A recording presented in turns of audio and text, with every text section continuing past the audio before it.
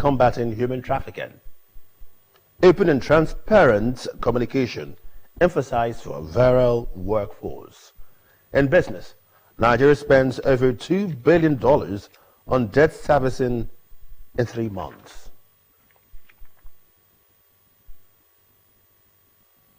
Good evening. Welcome to Delta TV Main News Tonight. My name is Francis Ofulue. President Bola Tinubu has underscored food security and inclusive regional development as fundamental pillars for Nigeria's long-term stability. President Tinubu called on stakeholders to unlock the nation's vast agricultural and industrial potential, especially in resource-rich states like Taraba.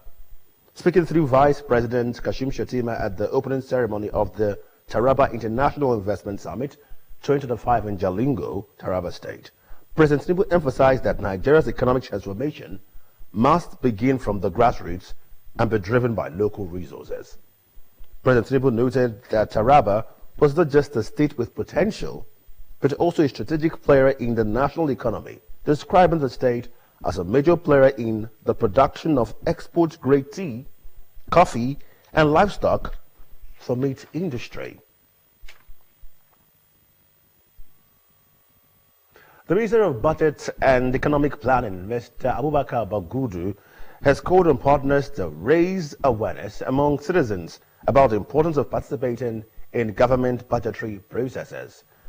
Mr. Bagudu said this while playing host to members of the Open Government Partnership OGP Global Support Unit led by Ms. Maureen Karuiki in Abuja. He emphasized that the civil society organizations, CSOs, and other development partners play a crucial role in ensuring transparency, accountability, and a better understanding of governance.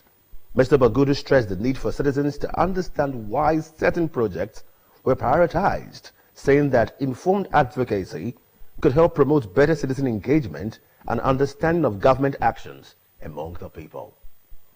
Ms. Karuiki, during the visit, highlighted that OGP performed best when it was coordinated by the ministry. She encouraged collaboration to strengthen budget transparency and called for greater citizen participation in budgetary processes. Governor Sherifu Borewori has been commended for initiating legacy projects and development in the state in line with the MORE agenda. Focusing on socio-economic and infrastructural development, the State Director General, Orientation and Communications Bureau, Dr. Fred Ogenesiwe, asserted this while speaking to newsmen at the sideline of the ongoing Nigeria Public Relations Week and annual general meeting of the Nigerian Institute of Public Relations, NIPR, taking place at Uyo, Akwa Ibom State. Dr. Ogenesiwe noted that the state has become an investment and tourism destination with a strong economy and peaceful environment, saying it has enhanced peace and security across the state, making it an attractive location for investment. He reiterated that the governor was set to commission several mega projects across the state in the coming days and weeks to commemorate his second year in office, assuring that the Borewori administration will sustain its enviable position as the undisputed economic nerve of the country, being the #1 oil-producing state as a result of the good governance. Speaking on Nigeria's reputation management, Dr. Ogenesiwe congratulated Dr. John Momoh and members of the Nigeria Reputation Management Team inaugurated at the ongoing NIPR week, saying that President Bola Tinubu's economic remodeling policies tailored towards economic recovery, growth and infrastructure development require deliberate and strategic public relations efforts nationally and internationally. He said the advisory team, chaired by renowned broadcaster and fellow of NIPR, Dr. John Momoh, would ensure that the nation's image was rebranded to reflect the noble intentions of Mr. President in line with the Renewed Hope agenda. The state government, through the Delta State Task Force Against Human Trafficking and Irregular Migration, has restated its commitment in collaborating or in combating human trafficking through education and awareness programs in secondary schools across the state.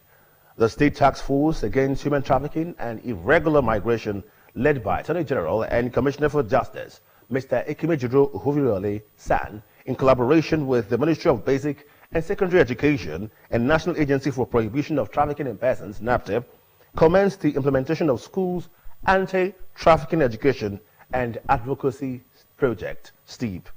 Antonia Mowa reports. We can't be trafficked. We can't be trafficked. The initiative was aimed to educate students on the dangers of trafficking and empower them to prevent it in their communities. Speaking at the commencement of the inauguration of the 30 Students Anti-Trafficking and Violence Against Persons Vanguards in Abraka Grammar School, Ethiopia East Local Government Area, the Benin Zonal Commander, NAPTIP, Mr. Sam Ofia, said the project will establish anti-trafficking vanguard clubs in 50 schools across the state, with 30 trained students per school. He reiterated that the clubs will serve as ambassadors against human trafficking, promoting awareness and community resilience, thereby reducing the vulnerability of students to trafficking and exploitation. Having this vanguard in school is to curb the menace of human trafficking so that the students will be very much aware and informed about the dangers of human trafficking. On her part, the head of Anti-Trafficking Unit, Ministry of Justice, and the Secretary, Delta State Task Force Against Human Trafficking and Irregular Migration, Mrs. Ijoma Wanzi, said the task force was set up by the state government to fight the menace of human trafficking in the state, adding that the vanguard clubs will henceforth be advocates in schools across the state.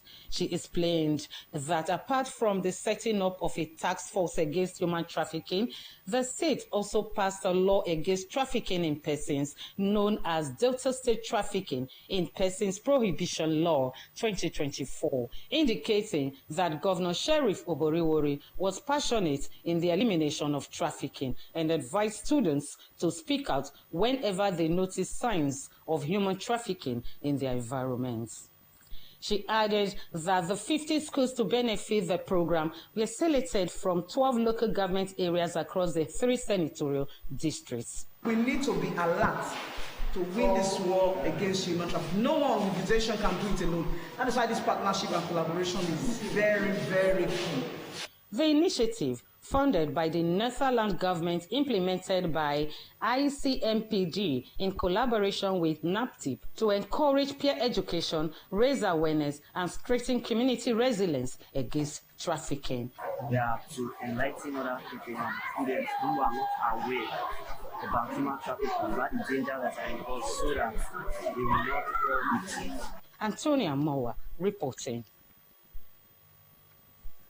The Minister of Works, Senator David Umahi, has announced that a section of the Lagos-Calabar Coastal Highway will be tolled starting December.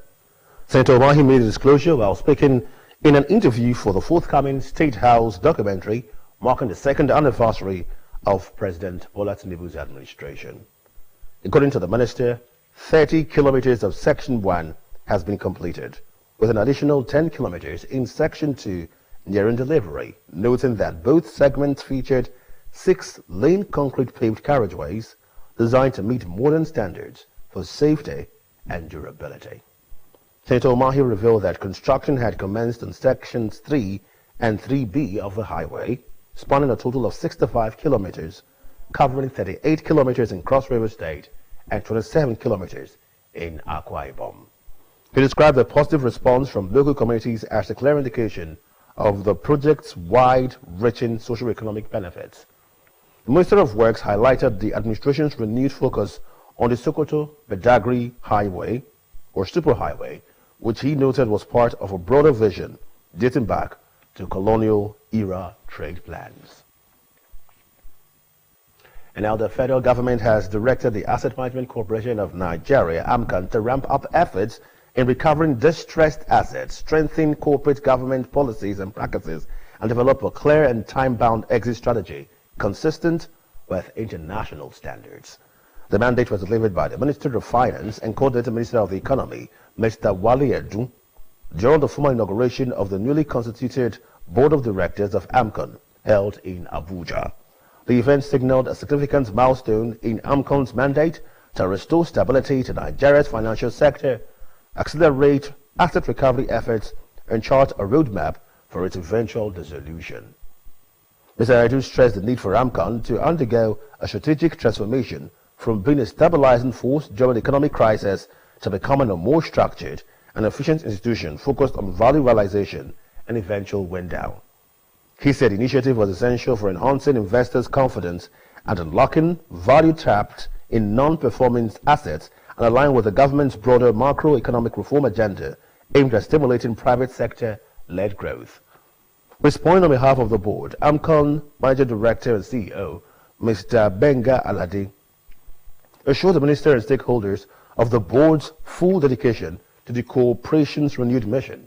He acknowledged that AMCON was established as a temporary intervention and pledged that the organization will remain committed to winding down its operations in a structured and responsible manner.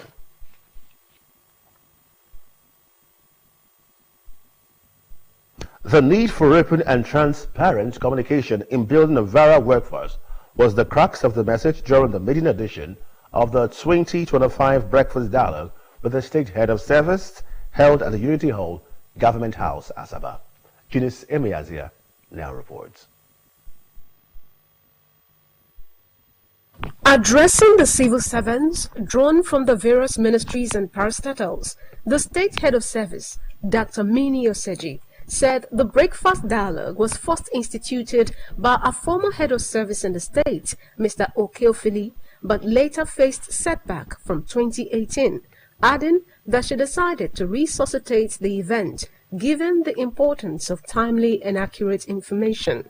Dr. Oseji said the resuscitation became necessary given the new reforms in the service, which required proper interaction with those who would implement the reforms in order to come up with the right strategies and avoid tendencies for wrong interpretation of intentions. She said Governor Sheriff Oborowori is meticulous and promotes transparency in governance. Hence, in keying into his programs, the Office of the Head of Service was working on, among other things, organizing regular physical and virtual meetings for civil servants, breakfast dialogue with selected public servants, capacity building of civil servants on financial management, encouraging documentation of in-house capacity building in MDAs, promoting planning, research and statistics, promoting agriculture, and ease of doing business among civil servants, reinstating the Civil Service Week, and revitalizing the Civil Service Club.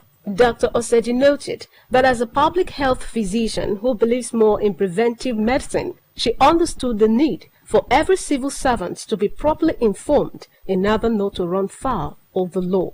So with this dialogue now, many people who didn't know a lot of things, they now know, and hopefully ignorance will not be an excuse to go against any of the regulations. And then we too have seen the areas that people are having challenges. We have also identified some gaps, and we'll go back to come up with plans and interventions to address those gaps. I just want the civil servants to know that they can do it. I want them to think of how civil servants rejigged the whole of Singapore and how they contributed to the development of Dubai, and to say that we can do it in Delta State, and Delta State can be the Nigerian version of Dubai. Chairman of the Civil Service Commission, Chief Rosalind Amioku, commended the State Head of Service for the initiative, saying that she would work in synergy with Dr. Oseji to reposition the civil service. She called on civil servants to key into the more agenda of Governor Sheriff Oborowori and reciprocate his civil service-friendly gestures by doing the right thing always,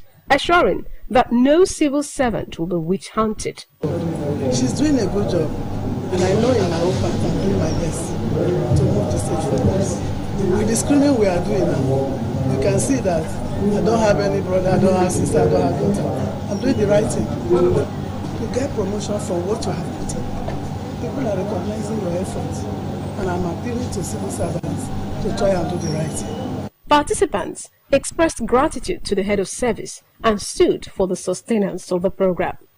The event featured presentation on various topics by speakers including the State Head of Service, Mrs. Mini Oseji, and a question and answer session to clarify grey areas. Eunice Emiazia reporting. The federal government, through its Nigerian Midstream and Downstream Petroleum Regulatory Authority, NMDPRA has said that fuel tankers will no longer be allowed to move at night. The chief executive of the NMDPRA, Mr. Farouk Ahmed, stated this in Lagos during a sensitization program for petroleum tanker drivers, organized in collaboration with Petroleum Tankers Drivers of the Nigerian Union of Petroleum and Natural Gas Workers, the National Association of Road Transport Owners, the Federal Road Safety Corps, and other agencies. Mr. Ahmed, represented by the Executive Director, Health, Safety, Environment and Community at NNDPRA, Dr. Mustafa Lamode, disclosed that truck movement should be between 6 in the morning and 6 in the evening.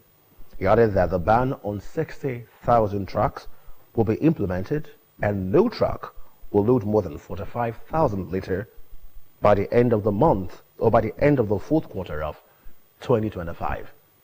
Mr. Ahmed disclosed that a technical working committee comprising 13 institutions had been formed to address the trend. The NNDPRA director also added that petroleum tankers must be color-coded and properly branded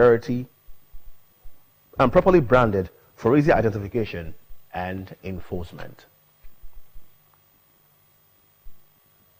The state government says the 2025 cognitive and placement for primary 6 pupils has been slated for Saturday, May 24, 2025.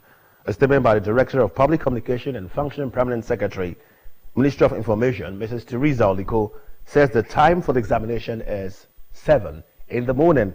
The statement added that the examination will help simultaneously across the state, urging parents, guardians, examination proctors, and officers, as well as pupils, to be at the centers and advise that candidates desist from all forms of examination malpractices, as any one caught will be handed to the police for prosecution.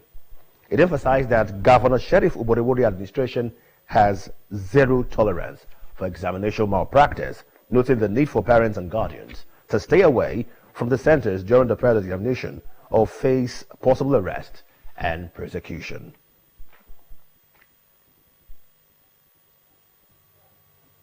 Still to come, and in business, Nigeria spends over $2 billion on debt servicing in 3 months. Stay with us.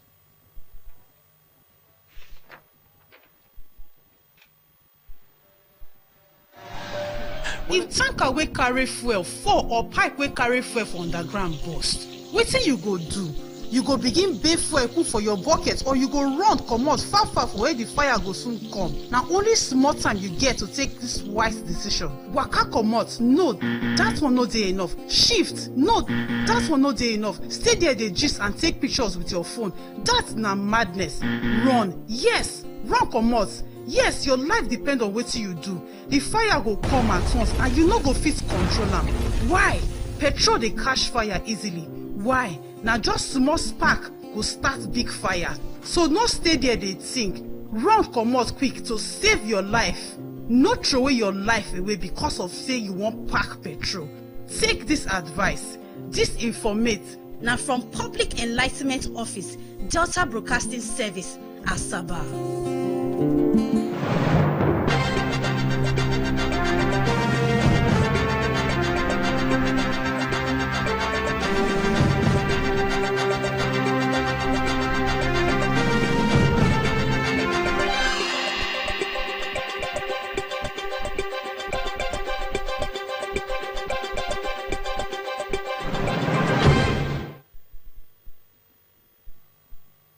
You're watching Delta TV, main news at 8.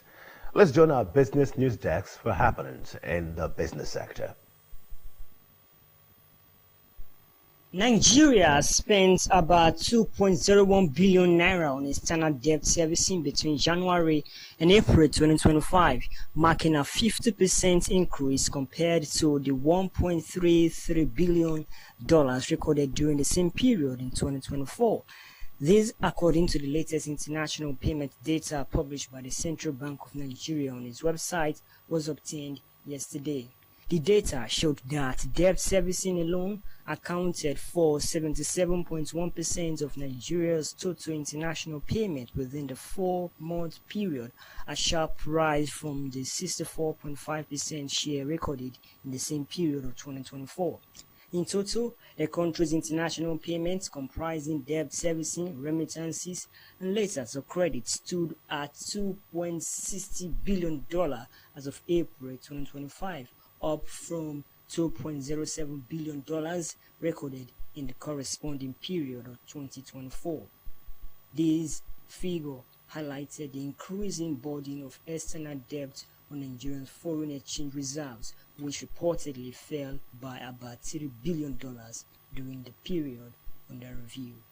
The Minister of State for Petroleum Resources and Gas, Chief Ekperenkpo Ekpo, has stressed the need for collaboration among the oil and gas stakeholders to meet the quota approved by the Organization of Petroleum Exporting Countries, OPEC.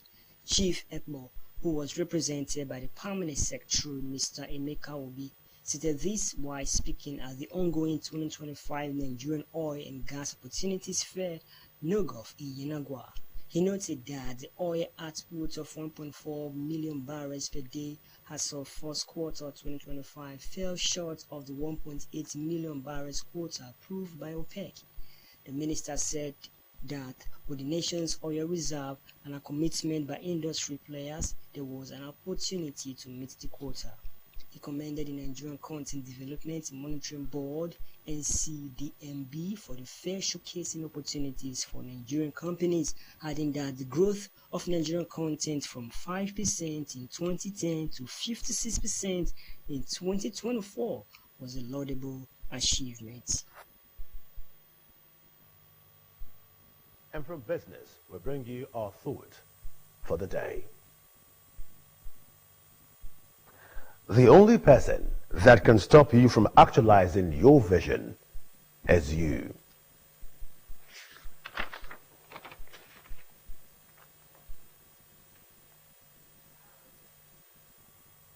To end the news, the main points again. President Bola Tinubu has underscored food security and inclusive regional development as fundamental pillars for Nigeria's long-term stability. President Tinubu said this during the opening ceremony of the Taraba International Investment Summit 2025 in Jalingo, Taraba State.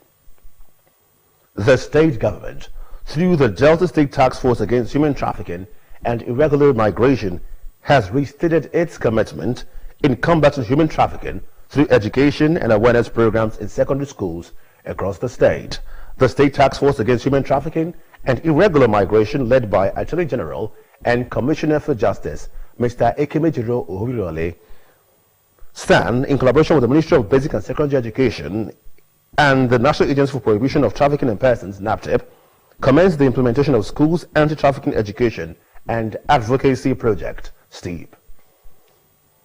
The need for open and transparent communication and building of virile workforce was the crux of the message during a program tagged a breakfast dialogue with the State Head of Service held at the Unity Hall, Government House, Asaba, with a call on civil servants to remain committed to duty for greater productivity. And in business, we reported that Nigeria spent over $2 billion on debt servicing in 3 months. And that's the news. Many thanks for being part of it. My name is Francis Ofunwe. Enjoy the rest of your evening. Good night.